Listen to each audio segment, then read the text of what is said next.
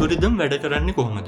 ඉතින් ඉස්සෙල්ලා බලමු ඇල්ගොරිතම් හොයාගත්තේ කවුද කියලා. මේක ඇත්තටම හොයාගත්තේ 9 වන සියවසේ අල්කොආරස් ස්වාමි කියලා පර්සියානු ගණිතඥයෙක්. ඔහු අංක ගණිතය භාවිතයෙන් ක්‍රමානුකූලව ගැටලු විසඳුම් පිළිබඳ ප්‍රසිද්ධ පොතක් ලියලා තියෙනවා.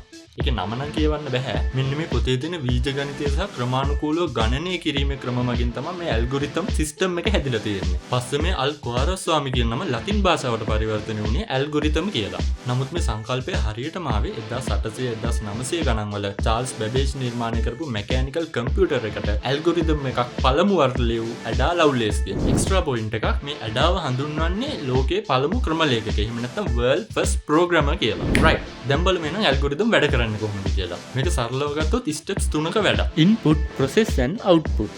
ඒ කියන්නේ මෙහෙමයි. ඔයා හිතන්නකෝ ඔයා සිස්ටම් එකකට දෙනවා අංක 3ක්. ඒකෙන් ලොකුම අංකය හොයන්න කියනවා. උදාහරණයක් විදිහට අපි ගමුකෝ 3, 8 සහ 12. එතකොට සිස්ටම් එකට අපි මේක දෙන එක තමයි ඉන්පුට් එක. ඊට පස්සේ තියෙන ප්‍රොසෙස් එක. මෙතනදී එයාට හම්බෙච්ච අංක ටික පිළිවෙලට එකින් එක සසඳලා බලනවා. මුලින්ම 3 සහ 8 ගන්නවා. ඒ දෙකෙන් ලොකුම අංකය 8 විදිහට තෝරගන්නවා. ඊට පස්සේ 8 සහ 12 ගන්නවා. ඒකෙන් ලොකුම අංකය 12 විදිහට තෝරගන්නවා. මෙන්න මේ විදිහට එයාට තව අංක තිබ්බොත් ඒවත් එකින් එක ප්‍රොසෙස් කරලා අවසානයේ end result එක ගන්නවා. ඊට පස්සේ end result එක එයාට ආවට පස්සේ එයා ප්‍රොසෙස් කරන එක තවදුරටත් නවත්තනවා. මෙන්න මේක තමයි processing stage එක. processing කරන එක නැවැත්තුවට පස්සේ එයා end result එක විදිහට අපිට අංක 12 ලබා දෙනවා. මෙන්න මේක තමයි output එක. එහෙම තමයි සරලවම ඇල්ගොරිතම් එකක් වැඩ කරන්නේ. ඒක කොහොමද මේක social media වලට apply වෙන්නේ? ඒක බලන්න අනිත් වීඩියෝ එකේ.